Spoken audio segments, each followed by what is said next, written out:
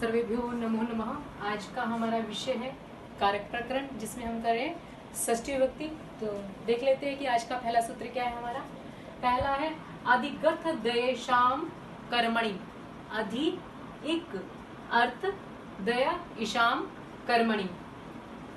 ये कह रहा है कि अधि उपसर्ग पूर्वक इक धातु हो तब क्या हो, उसके कर्म में षष्ठी विभक्ति हो। इसके अलावा दया और ईशाम, इनमें अधि इक अर्थ, अधि उपसर्ग पूर्वक इक धातु जिस अर्थ में है उसमें, और दया और ईश इन अर्थ वाली धातुओं में शेषे येषाम कर्मणि, इनके कर्म में, इन धातुओं का जहाँ प्रयोग हुआ है इनका जो कर्म है उस कर्म में शेषे षष्ठी स्यात्। शेषे षष्ठी का मतलब होता है शेषत्व विवक्षा षष्ठी।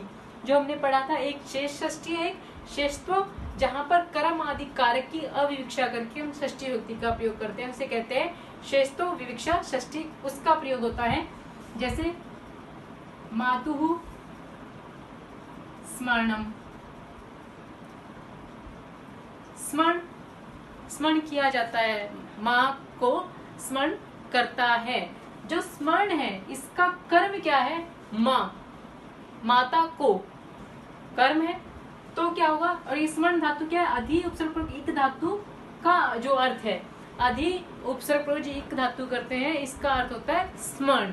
जब इस अर्थ वाली धातु हो अर्थात स्मरण अर्थ, स्मरण हो गया, इसका प्रयोग हो, इसका जो कर्म है, स्मरण किसको किया जा रहा है, जिसको भी स्मरण किया जाता है वो कर्म है। यहाँ पे है मातुः स्मरणम, यानी कि मातृ, माता का स्मरण है, माता को स्मरण किया जा रहा है, तो माता क्या है, कर्म है। तो उस कर्म में षष्ठी युक्ति है। और ये षष्ठी कैसे कहलाती है, जब कर्म आदि के स्थान पर जो हम षष्ठी लेके आती हैं उनकी अविवक्षा करके, तब क्या होता है, शेषत्व विवक्षा षष्ठी। तो यहाँ पर षष्ठी हुई है, कौन सी हुई है, शेषत्व विवक्षा षष्ठी, ये षष्ठी हुई है। यहाँ पर ये था अधि उपसर्ग पूर्वक एक धातु का अर्थ। फिर है दया, सर्पिषः, दयानम, दयन होता है दान आदि देना, दया धातु दान आदि के लिए। सर्पिषः घी, घृत का दान। अब घृत का दान है, घृत संबंधी दान है, तो दान किसका हो रहा है, घृत का। घृत को दान में दिया जाता है, घी को दान में दिया जाता है। तो दान जो कर्म है, दान जो है, क्रिया जो है, वो उसका कर्म क्या है, सर्पिष है। इसलिए सर्पिष में क्या हुई, षष्ठी विभक्ति हुई। षष्ठी कौन सी, शेषत्व विवक्षा षष्ठी सर्पिष में। फिर तीसरा हमारा क्या है, ईशाम, सर्पिषः, ईशनम। ईश धातु होती है जब यथेच्छा, अपनी इच्छा से विनियोग उपयोग किया जाता है किसी चीज का। तो यहाँ पे क्या, घृत संबंधी ऐसा विनियोग उपयोग है अपनी इच्छा अनुसार। तो वहां पर भी जो इच्छा अनुसार उपयोग हो रहा है इसका कर्म क्या है, घृत है, सर्पिष है। इसलिए सर्पिष में षष्ठी युक्ति हुई है। और कौन सी षष्ठी हुई है, शेषत्व विवक्षा षष्ठी, अर्थात अधि उपसर्ग पूर्वक इक धातु का जो अर्थ है अर्थात स्मरण, इसमें, दया में और ईश में जब इन धातुओं का प्रयोग होता है तो इनका जो कर्म है उसमें षष्ठी विभक्ति होती है और वो कहलाती है शेषत्व विवक्षा षष्ठी विभक्ति। अगला है क्रिया प्रतियतने। क्रिय धातु प्रतियतन, प्रतियतन में जब अदला बदली कुछ हो जाती है, गुणाधान किया जाता है, गुण का अधान अर्थात उसका किसी भी चीज का जो गुण है उसको जब बदल देने की कोई क्षमता हो, उसको, उसमें षष्ठी विभक्ति होती है। प्रतियतने गुणाधानम, प्रतियतन का क्या अर्थ है, गुण का आधान करना, किसी का कुछ गुण है, किसी फोर्स के द्वारा उस गुण को बदल देना। क्रिय कर्मणि शेषे, क्रिय धातु के कर्म में शेषे षष्ठी स्यात् गुणाधाने, जब गुणाधान अर्थ होता है तब शेष षष्ठी, शेषे षष्ठी हो अर्थात शेषत्व विवक्षा षष्ठी हो। शेषत्व, शेषत्व विवक्षा षष्ठी तब हो जब क्रिय धातु का प्रयोग हो और गुणाधान अर्थ प्रकट हो रहा हो, प्रतियतन प्रकट हो रहा हो। इसका उदाहरण है एधोदक्षे उपस्करणम। ये क्या कहता है? उदक, जो जल है, जल में उष्णता पैदा करता है। कौन करता है? ईंधन। एदह उदकस्य उपस्करणम। उपस्करण में क्या है? उप उपसर्ग प्रयोग क्रिया धातु है यहाँ पर। अब क्रिया धातु जो आई है वो किस अर्थ में आई है? गुणाधान अर्थ में आई है। जब गुणों को बदला जाता है, जल के गुण को बदल दिया है। जल का गुण होता है शीतल, लेकिन ईंधन के कारण क्या हुआ? जल को उष्ण कर दिया गया है। इसलिए यहाँ पर जो कर्म है, कर्म क्या है? उदक, जल को उष्ण बना दिया है। जल हमारा कर्म है। किसका कर्म है ये? उपसर्ग प्रयोग क्रिया धातु का। क्रिया धातु जो है उसका कर्म है जल, उदक। और उदक जो है उसमें हो गई षष्ठी युक्ति। कौन सी? शेषत्व विवक्षा षष्ठी युक्ति। कब हुई? जब उसके गुण को बदल दिया गया। ईंधन ने गुण में उष्णता, जल में उष्णता ला दी। ईंधन से जल उष्ण हो गया है। जब क्रिया धातु का प्रयोग गुणाधान अर्थ में हो, प्रतियतन अर्थ में हो, तो वहां जो उसका कर्म है उसमें षष्ठी हो जाती है, शेषत्व विवक्षा षष्ठी। अगला हमारा सूत्र है रुज अर्थानाम भाव वचनानाम अज्वरेहि।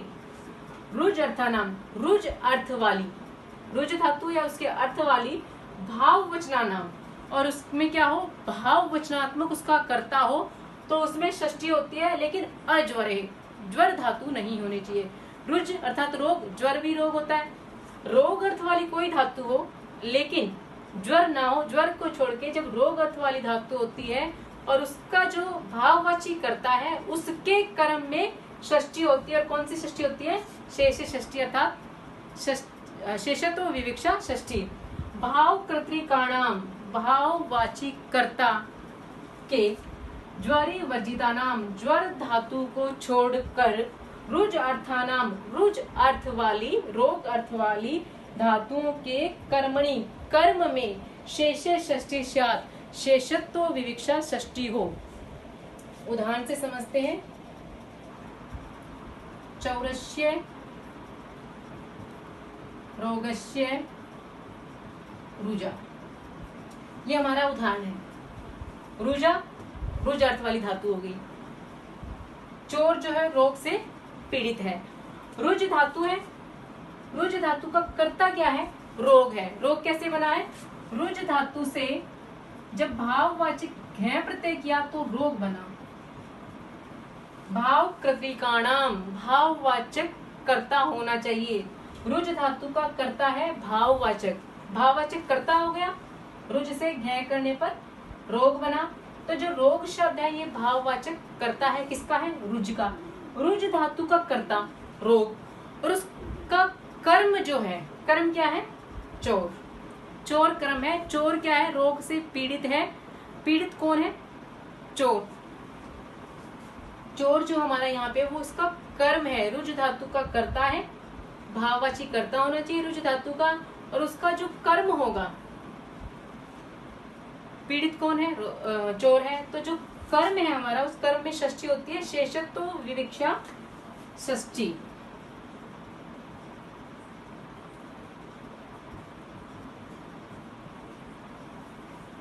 रुज धातु, इसका कर्ता रोग जो कि भाववाचक है, और इसका कर्म है चोर। कर्म में षष्ठी विभक्ति होती है, हो गई। अब यहाँ पे जो षष्ठी आई है शेषत्व विवक्षा षष्ठी, ये तो इस सूत्र से आ गई, लेकिन रोग शब्द में भी हमें षष्ठी दिखाई दे रही है, लेकिन ये इस सूत्र से नहीं है। ये करते, ये जो आगे हम सूत्र पढ़ेंगे एक षष्ठी विभक्ति करने वाला, कि कर्ता और कर्म में षष्ठी हो जाती है, ये उस सूत्र से होगी। यहाँ पर विशेष क्या है कि जो चोर शब्द आया है उसमें जो षष्ठी हुई है वो हुई है इस सूत्र से। रुज अर्थानाम भाव वचनानाम अज्वरे, कि ज्वर को छोड़कर रुज अर्थ वाली धातु का भाव वचनात्मक कर्ता होना चाहिए, और उसका जो कर्म होता है उसमें षष्ठी होती है। और यहाँ पे होती है जहां हम आगे बात करेंगे कर्ता और कर्म में जब षष्ठी विभक्ति लेके आते हैं उस सूत्र से। ये है अगला हमारा वार्तिक है अज्वरी संताप्यो रीति वाच्यम। अज्वरी संताप्यो इति वाच्यम, ये वार्तिक है। ये क्या कह रहा है? अज्वरी और संताप, ऊपर वाले में कहा था कि ज्वर को छोड़ के रुज अर्थ वाले जो धातु होती है, ये कह रहा है कि अज्वरी, ज्वर को भी छोड़ दो, संताप को भी। ये कहना चाहिए था कि ज्वर और संताप को छोड़कर फिर जो कर्म होता है उसमें षष्ठी युक्ति होती है। जहाँ पे ज्वर और संताप आ जाएगा तो उसका जो कर्म है उसमें षष्ठी नहीं होती। इसका उदाहरण देख लेते हैं। रोगस्य चौर ज्वरः रोगस्य चौर संतापः। चौर ज्वरः चौरस्य ज्वरः चौर संतापः चौरस्य संतापः। ये क्या कह रहा है, जब ज्वर और संताप शब्द आ जाते हैं, जो चोर है इसमें षष्ठी विभक्ति नहीं होती, समास करके आ गया है।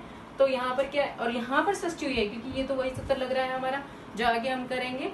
कर्ता और कर्म में षष्ठी विभक्ति हो जाती है। ये कह रहा था कि ज्वर और संताप को छोड़कर ऐसा कहना चाहिए। कैसा कहना चाहिए कि ज्वर को छोड़कर, ये यहाँ पे जो बात थी ना, ज्वर को छोड़कर जो भाववचनात्मक तो कर्ता होना चाहिए, उसका जो कर्म है उसमें षष्ठी होती है। यहाँ पे भाववचनात्मक कर्ता है हमारा, इसके कर्म में षष्ठी नहीं हुई। क्यों नहीं हुई? क्योंकि यहाँ पर ज्वर और संताप आ गया है। एक बार फिर से देख लेते हैं। पहला सूत्र है अधिगत देय शाम कर्मणि। अधि उपसर्ग एक धातु जो स्मरणार्थी होती है उसमें देय और ईश, इन अर्थों, ये धातुओं के प्रयोग में शेषतो विवक्षा षष्ठी विभक्ति का प्रयोग होता है। फिर है क्रिय प्रत्ययतने। जब क्रिय धातु प्रत्ययतन गुणाधान अर्थ में होती है तो वहां पर भी शेषतो विवक्षा षष्ठी का प्रयोग होता है। फिर है जब रुज अर्थानाम भाववचनानाम अज्वरे, ज्वरे धातु को, ज्वरे को छोड़कर जो भाववचनात्मक करता है रुज धातु का, उसके कर्म में शेषत्व विवक्षा षष्ठी विभक्ति होती है।